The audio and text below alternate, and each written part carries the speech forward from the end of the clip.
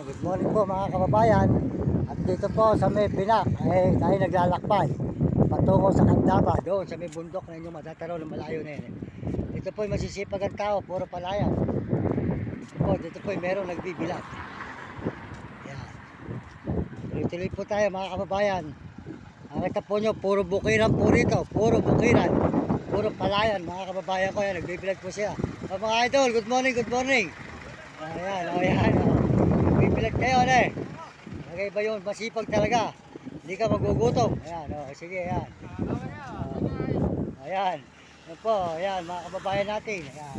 Yan po, mga pali nila binibilat. Ayan. Panurin mo, Mario Mendoza Vlog. Maya konti. Ayan. Nagbubuhos po siya ng palay mga kababayan. Ayan, nagbubuhos. Ito po yung ginagawa nila. Binibilat nila, binubuhos. Sold out sa inyo, sold out ha. Ayan, Mario Mendoza Vlog sa YouTube. Puro palay rito mga kababayan. Ayan. Puro bukiran. Ayan, nagbibilat sila ng palay.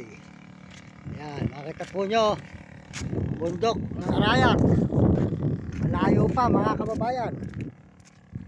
Doon po tayo pupunta sa mga bahayan na yun. Doon po sa may Candaba, Pampanga. 3 araw po tayo maglilimos sa tulay.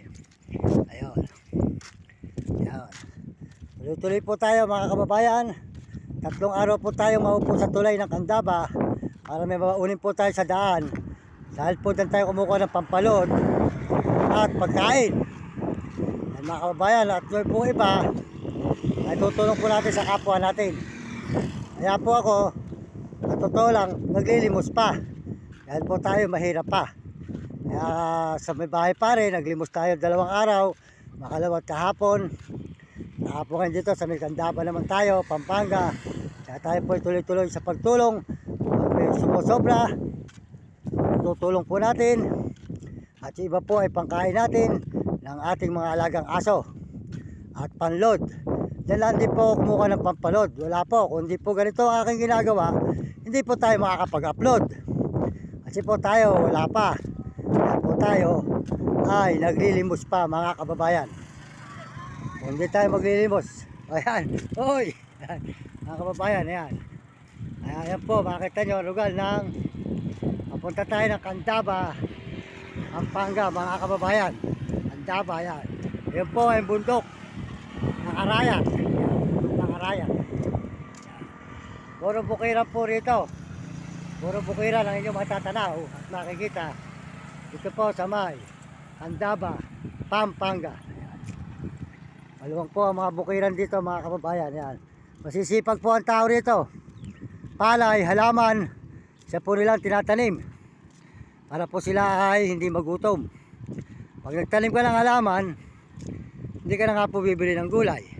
Pag nagtanim ka ng palay, aani ka, meron kang bigas. Kaya po dito, tuloy-tuloy ang pag-unlad ng tao. Pag po hindi binabaha. Pag naman po binabaha, yun lang po mga kababayan, wala na po silang aanihan, wala na po silang kakainin. Kaya po sila ay nagsisipag hanggang walang baha. Maani po ang tao rito pagka ganitong tag-init. Gawa po ng patubig naman ang gagaling sa dam, ay meron naman po tinatakbong tubig. Yan. Yan po, tuloy-tuloy tayo. Yan po, makita nyo, puro palayan. Puro palayan po rito sa may bugita ng bukiran. Dito sa may tayo naglalakbay. Yan. Puro palay, puro... Yan, nakita po nyo, puro palay po rito mga kababayan. Dito sa may Candaba, Pampanga. Masipag po ang tao. Ayan, nagtanim pang halaman. Kaya po sila ay ginagawa nila lahat hanggang hindi po bumabaha rito. Sila po ay nagsisipag para huwag silang magutom. Ayan. Yan po ay bundok ng Arayat. Doon po tayo pupunta sa mga bahayan po na yan mga kababayan. Ayan. At yung mga nahihingi natin na ipapamahagi na po natin sa mga kapwa natin na kailangan ng tulong.